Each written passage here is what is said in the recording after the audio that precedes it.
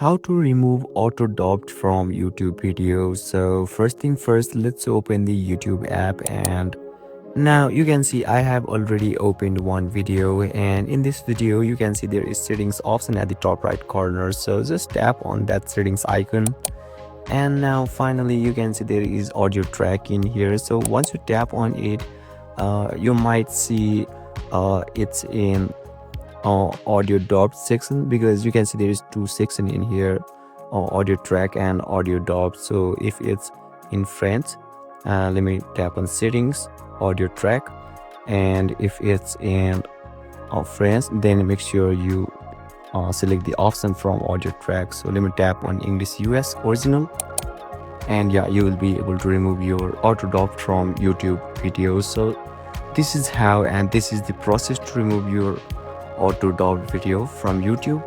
And if you still encounter any issue during this process, feel free to leave a comment and I'll be happy to assist you. Thank you for watching, and I'll see you next time.